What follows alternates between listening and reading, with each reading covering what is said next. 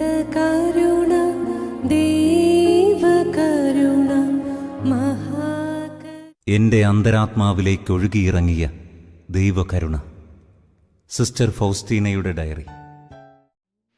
ഈശോ മിശിഹായ്ക്ക് സ്തുതിയായിരിക്കട്ടെ.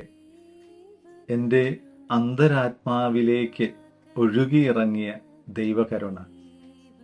വിശുദ്ധ ഫൗസ്റ്റീനയ്ക്ക് ഈശോ നൽകിയ ദൈവകരുണയുടെ വെളിപ്പെടുത്തലുകളെ വിശുദ്ധ ഫൗസ്റ്റീന അങ്ങനെയാണ് വിശേഷിപ്പിക്കുന്നത്.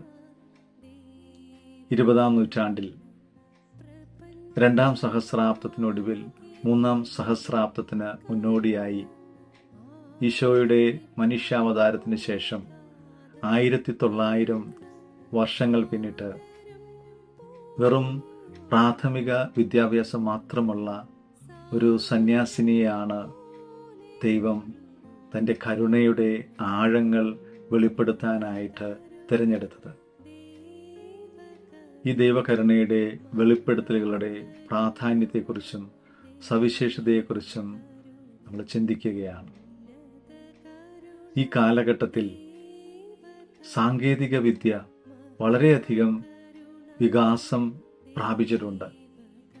സാങ്കേതിക വിദ്യയുടെ ഈ വികാസം അനന്ത സാധ്യതകൾ ലോകത്തിന് നൽകുമ്പോൾ അതിലൂടെ തിന്മയുടെ വലിയൊരു സ്വാധീനം, തിന്മയുടെ വലിയൊരു സാധ്യത ഇന്ന് ഈ സമൂഹത്തിൽ ഉടലെടുത്തിരിക്കുകയാണ്.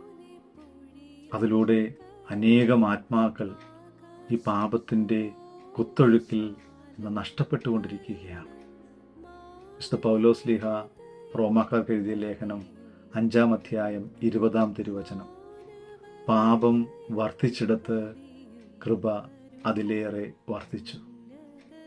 ഈ പാപത്തിൻ്റെ കുത്തൊഴുക്കിൽ അനേകം ആത്മാക്കൾ നഷ്ടപ്പെട്ടുകൊണ്ടിരിക്കുമ്പോൾ ആത്മാക്കളുടെ രക്ഷയ്ക്കായിട്ട് ഇതാ ദൈവകരുണയുടെ സന്ദേശം, വെളിപ്പെടുത്തലുകൾ നൽകപ്പെട്ടിരിക്കുകയാണ്.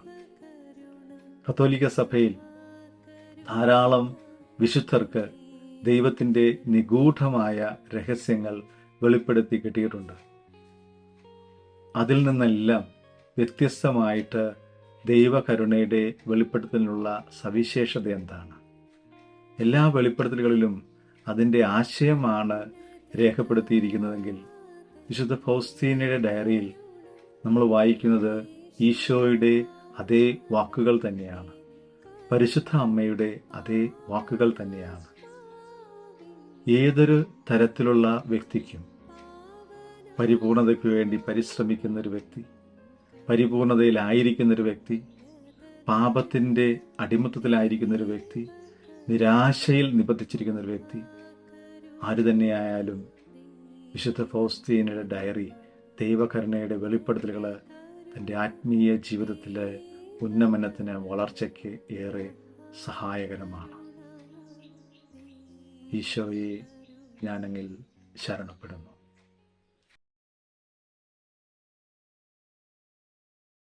ഈശോയെ അങ്ങിൽ ഞാൻ ശരണപ്പെടുന്നു.